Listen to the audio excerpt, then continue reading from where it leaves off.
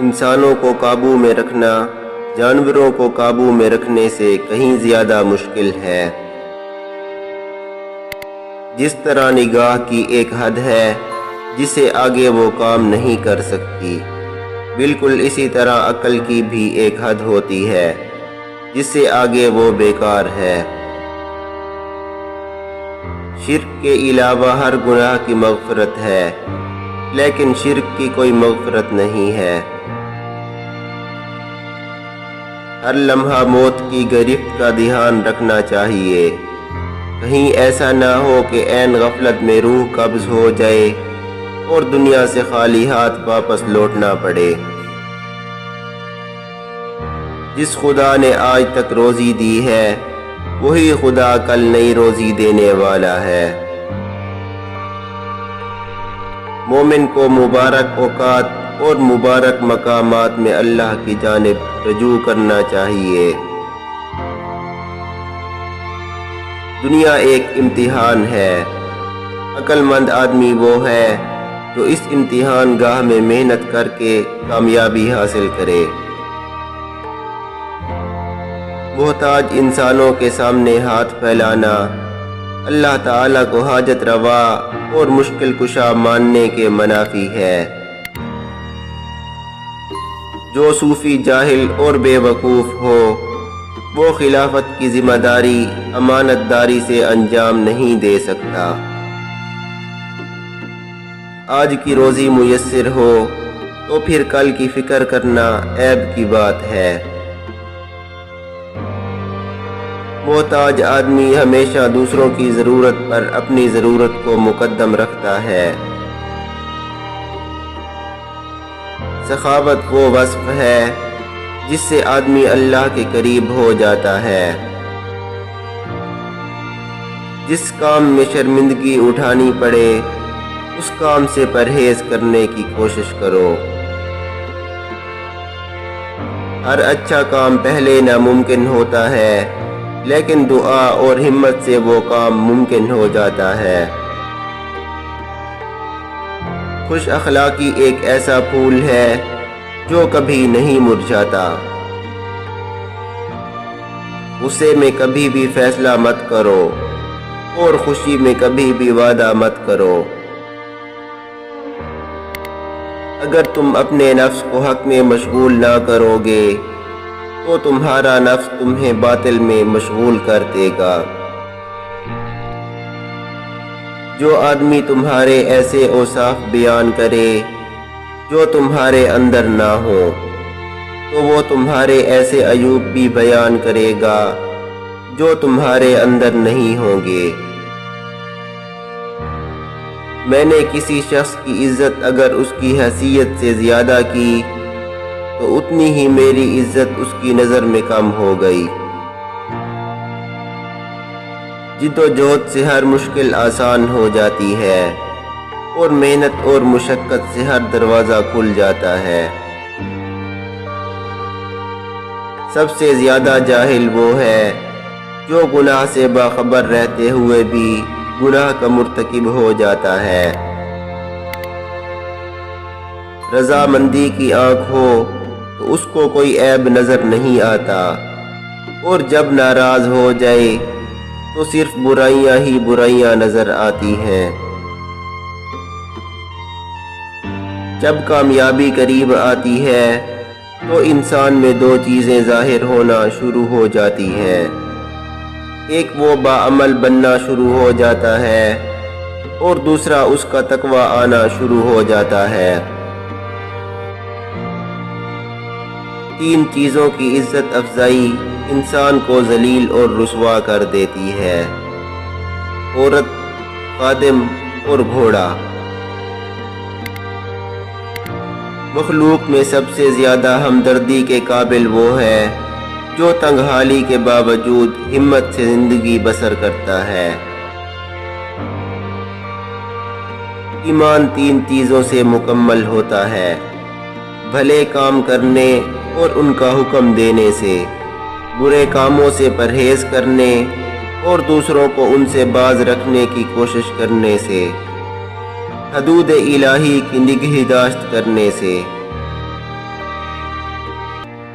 دنیا کے خزانے سونے سے بھرے جاتے ہیں، تم اپنا خزانہ نیکی سے بھرو۔ دل کو روشن کرنا ہو تو غیر ضروری باتوں سے پرہیز کرو۔ نگاہیں اس وقت پاک رہتی ہیں جب نگاہوں کو جھکا کر رکھا جائے۔ ہر تنہا شخص انا پرست نہیں ہوتا، کچھ لوگ اس لیے بھی اکیلے رہ جاتے ہیں کہ انہیں ان جیسا کوئی نہیں ملتا۔ جو آپ کی برائی کرتے ہیں انہیں کرنے دیں، کیونکہ برائی وہی کرتے ہیں جو برابری نہیں کر سکتے۔ کسی کی نیکی کو حقیر نہ سمجھو، چاہے وہ اپنے بھائی کو دیکھ کر مسکرانا ہی کیوں نہ ہو۔ ایسی بات زبان پر مت لاؤ جو تمہاری قدر و قیمت گھٹا دے۔ اپنے ضمیر کی عدالت میں ضرور جایا کرو، وہاں کبھی غلط فیصلے نہیں ہوتے۔ بہت سے مقامات پر خاموشی بہترین جواب ہے، اگرچہ تم بہترین بولنے والے ہی کیوں نہ ہو۔ بدترین حاکم وہ ہے جو اپنے مخالفوں کے سامنے بزدل ثابت ہو، لیکن کمزوروں کے سامنے جرأت کا مظاہرہ کرے۔ ہمیشہ مخلص لوگوں سے رشتہ جوڑو، کیونکہ وہ اچھے دنوں میں سرمایہ اور برے دنوں میں محافظ ہوتے ہیں۔ ظلم کے خلاف جتنی زیادہ دیر سے اٹھو گے اتنی ہی زیادہ قربانی دینی پڑے گی۔ بڑا انسان وہ ہے جس کی محفل میں خود کو کوئی چھوٹا نہ سمجھے۔ کبھی بھی اپنی جسمانی طاقت اور دولت پر بھروسہ نہ کرو، کیونکہ بیماری اور غربت آنے میں دیر نہیں لگتی۔ جب تم جان لو کہ تم حق پر ہو تو پھر نہ جان کی پرواہ کرو نہ مال کی۔ وہ شخص سب سے اچھی زندگی گزارتا ہے جو اپنی ضروریات کے لیے کسی پر بھروسہ نہیں کرتا۔ جس کی امیری اس کے لباس میں ہو وہ ہمیشہ فقیر رہے گا، اور جس کی امیری اس کے دل میں ہو وہ ہمیشہ غنی رہے گا۔ سب سے مضبوط انسان وہ ہے جو اپنے غصے پر قابو رکھ سکے۔ عظمت اور بزرگی کا بہترین ذریعہ سخاوت اور نیک عمل ہے۔ اگر کوئی شخص اپنے رزق میں اضافہ اور موت میں تاخیر چاہتا ہو تو اسے چاہیے کہ وہ صلہ رحمی کرے۔ جس کام کو پورا کرنے کی طاقت نہ ہو اسے اپنے ذمہ نہ لو۔ اگر تم حق پر ہو تو کچھ بھی ثابت کرنے کی ضرورت نہیں، تمہارے حق پر ہونے کی گواہی وقت خود دے گا۔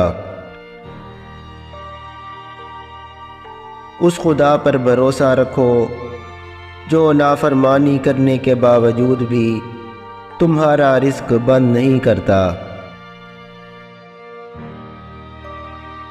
لوگوں کی عزت و ناموس کے بارے میں بدگوئی کرنے والے کو اپنے پاس نہ بیٹھاؤ اور نہ خود اس کے پاس بیٹھو۔